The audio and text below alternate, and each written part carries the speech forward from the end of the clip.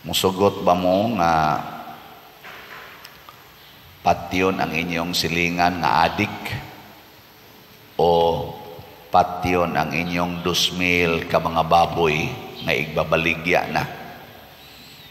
Papilion mo ba?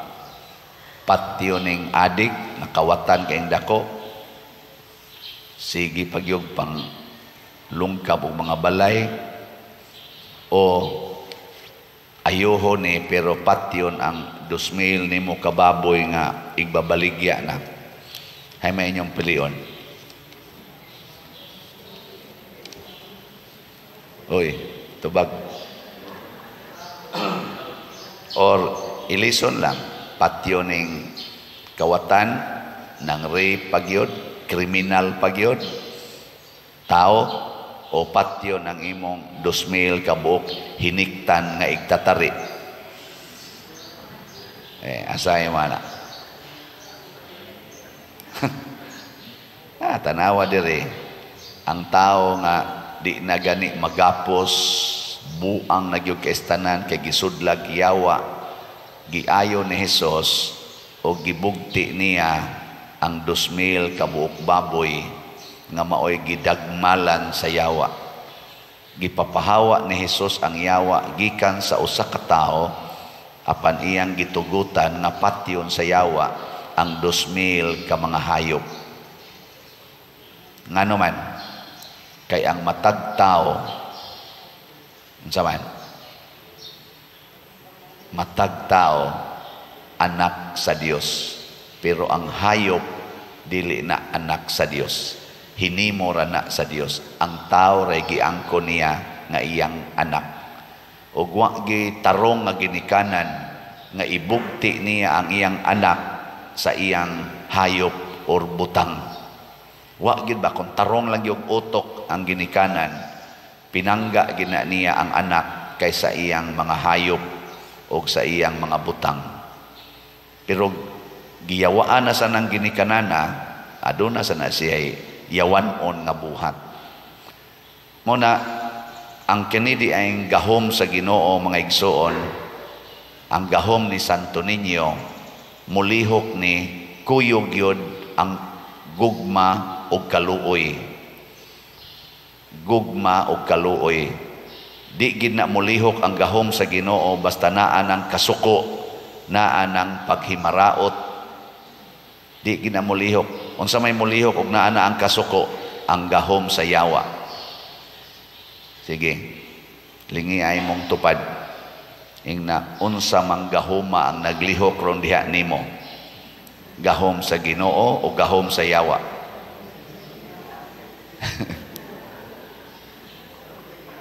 Mao bitaw na kana bitang moabot ang panahon, bisag mag-istorya patabahig kaning atong relihiyon, magbahin og Bible, nya manag-away na, magsininghagay na, magsaka ng mga tingog. Moingon dayon ko na naggamit nas gahom si yawa og sa kaalam sa yawa. Maglalis ba? Nya ang gilalisan pulong sa Ginoo. Ana. Mo nang malipay po ko anang uban nga mag-istorya sila nga pulong sa Ginoo. Ang ilang istoryahan, lain-lain sila view, pero mga tawa ra. Ano bang, lingaw ra sila ba? Ako kana, mao na inigamit o gahom sa Ginoo. Naagi ng gugma o kaluoy. Una kamong mga bana o mga asawa, na magipanahon nga maglalis mo, di man gina magkatugma ang inyong mga desisyon, di ba? Pero nga no man yun nga ang gamiton, away man. Anong mga tawa ra demo? Mingon ra demo, ay lahim nang imo, lahim sa ning ako. Siya niya, ay may unahon na turon ani, ang imo, ang ako. Siya kinsa may unang nanguyab. Anak sa nang asawa, bebe, kinsa may unang nanguyab. Siya ako, siya niya, kinsa may nisugot, siya ako. Niya karon, ikaw may nanguyab nako, kinsa maroy tagaag pabor, ang nanguyab o ang ipanguyaban. Mingon sang bana, animal biya nimo o sige na lang ikaw na lang masunod kay love banti ka. Ingon sang asawa, love you too, thank you. O na, di na mag-away. Dili kay maging ikaw yun. Sabi nga ikaw sad. Sige lang ka. Ako sige lang kung sabot mo. Sige kung sabot nimo. Ya ikaw animal kay kastan. Ikaw sad. Ang katong siyang ibuhat. Di ba sige sa kung sabot nimo? Ako na lang sad sige. Ayaw mo anak kay tinuod murag masulbad ang sitwasyon pero yawan-on nga pagsulbad. Di ba? Na ay maghilak, na ay mabunog, na ay mulayas. Ayaw na lang na palayasa. Kung ang imong bana nangabit, ingnon rasan nimo nga, nanong imong nang gibuhat, sakit baya kaayo, akong gibate. Ingon sa imong bana, saon magiday nga, lami magito kay kanimo. Inshallah, sayawa ra ba ng lamia? Insya niya kanang imo, insya og lamian kanako sa Ginoo na, pero adto ka lamian sa silingan, sayawa ba yan na? Niya mingon ding bana, pasagdi lang sa koronday, adto lang sa ako magpuyo sa minteryo. Adto siya puyo sa minteryo, ingka, pwede rabia og dado na nimo diri sa balay, anhil lang mo puyo sa balay, ay lang mo puyo diya sa minteryo. Kani manggong minteryo, imagery ni siya sa kamatayon. So ang taong giyawaan, padong na gina sa kamatayon nga dayon. Mao na adto gina sila sa minteryo magpuyo. Imong paanhaos balay kay ang balay timaan sa kaluwasan. Mao na inig blessing nato sa balay, ang balay simbolo gyud sa kaluwasan. Mao na si Hesus pagkatao niya sa kalibutan nga si Santo Niño mipuyo gyud balay. Nagtubo gid siya pamilya kay anha dihang kaluwasan. Nga anha diha pandayon sa pamilya sa balay ang paghigugmaay. Nya dili day pwede papuyon ang kabit. Pwede dili. Na mga yawa ay dili. Ayaw lagi mo anak. Ang ako natanawa ha. Ang matag tao, hoy, paminaw mo eh. Gubot ng mga yawan o na. Hoy, paminaw. Ang matag tao, mo lagi ito'y una na kong isulti, ang matag tao, anak sa Diyos. Sabiya mo eh. Papuyas inyong balay ang kabit sa imong bana. Nya kanang tanan ninyo mga baboy, mga manok, ihawa na aron ipakaon sa kabit. Nya unsa may mahitabo? Ang kabit makonsensya na siya. Siya kabuutan sa asawa. Ikapag yung manglabas iyang mga bulingon kay bag-o mang nanganak imong labhan niya kung matog siya kay gikapoy ikakadlawon ikapag mo bangon kay ikay mo sayaw-sayaw sa iyang bata kay magsige magsakit imong atimanon sad mingon ginang kabit ala kabuutan sa asawa dili nako ani makaagwanta gitorture nako magtinarong nako sa akong kinabuhi last ra gid ning akong anak karon wala na maulakaw na siya sawan kaya. Oy, ambot lawa ko mananghid ani pero ako ning i-share ninyo na ini text nako. Father, malingaw jud ko anang imong homily labi na ginang party kabit-kabit kay sa tinud-anay Father sa akong kaminyoon gibuhat kinas akong bana kanang ingon nimo nga magkita-kita og mga DC maunay bisyos akong bana. Og niabot pag yung panahon Pader nga gidagid niya ang iyang kabit sa among balay. Ako pag iyang palungagon para ipakaon sa iyang kabit. Adto pagid sila pag yung duha mo'y magdog dito sa kwarto. Purti na kong hilak Pader. Pero ako yung gidawat kay niingon jud ko sa kasakit og sa kalipay, sa kahamugaway og sa kapitos, sa sakit ug sa maayong panglawas. Magsiguno siya ingon siya una giyawaan ra gid ni sila. Mga ignorante ni sila sa balaod sa Ginoo. Padung na gid ni sila sa impierno. Ginoo ayaw in taon ko itugot nga mauban ko nila sa impierno. Yun ang kanang klasihas asawa. Wisdom ang gigamit dili kusog. Dili kanang pakigbugno. Pinaagig kusog natanawa ang yawa. Bisag imo pa nang gamitag kusog, pusasan, putlon, gapusog kadina, putlon, kusgan kay nang yawa. Oy. Di na nimo mabuntog pinaagig kusog.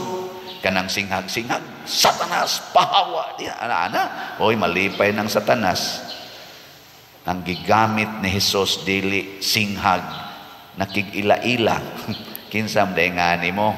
Ana, panon mi.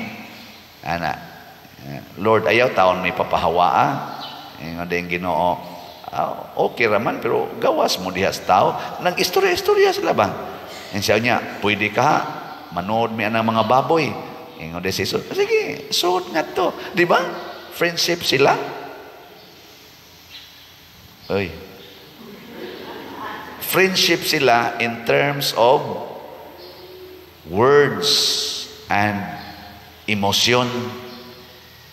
Pero di sila friendship in terms of action. Lahi og buhat ang Ginoo, lahi isag buhat ang demonyo. Pero nganong awayon man ginaan nato? Di na lang ta mangaway.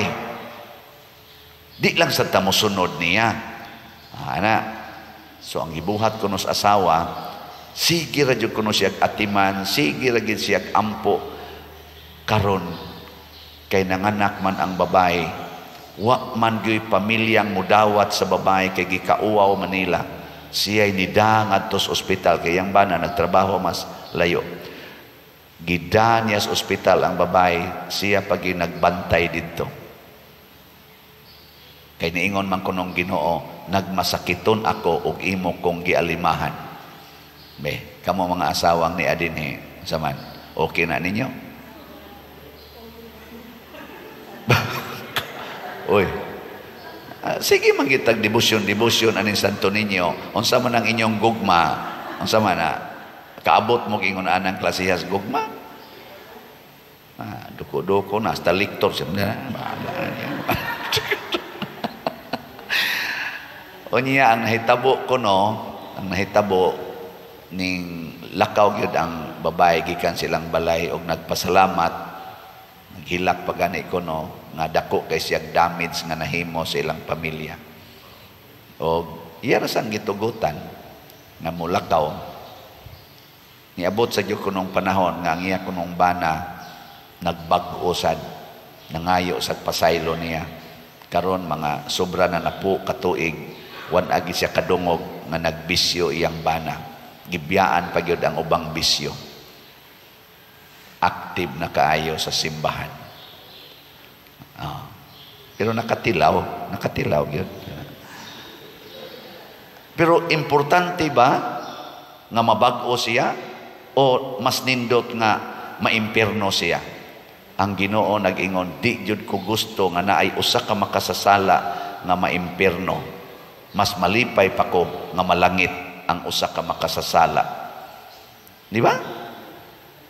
Mao na si David, diri sa unang pagbasa, gibugal-bugalan siya sa tao nga wa gilabot siyang kinabuhi. Gi-accuse siya nga mamumuno sa ilang hari nga wa man ito niya patya. Ang lain mang taong nakapatay ato, si David pamanggani mo'y gustong patyon. Gikontra pagid siya sa iyang anak nga si Absalom. Kaya murag nangigit ito sa Absalom nganong si Solomon mo'y iyang gi-appoint nga mo'y nahimo niyang successor. Mo tong ni kudita si Absalom. Wa gyud mo sukol si David. Likay. Gibato siya atong tao. Ingon siya, sagdi lang, gisugo nas Ginoo. Gisugo nas Ginoo. Ana siya. Kay dako sad kugsa. Unya pinaagi ining akong pagdawat aning iyang bugal-bugal, kaning iyang paghapak og bato nga rinako, kaning iyang pagsablig og abo nga rinako. Basin pa pasayloon ko sa Ginoo ug hatagan ko niyang panalangin. Hasta ninduta no? Mo nay gugma. Muna si Jesus gitawag ni siya og anak ni David. Kay si David taong matuod pero ang iyang kasing-kasing Diyos nun kaayo. Tinood nakasama sa David. Naam sa siya sala pero nagpatigbabaw gyud ang iyang ka-Diyos nun. Mo nay nindot kay natong buhaton. Sige, lingi ay mong tupad. Ing na kinahanglan di na kita yawanon ha. Diyos nun na kita. Ing na. Ing na. Be. kanang mamalit og slat unsa man na Dios nun o yawanon. Naraman din na so manindog na ta.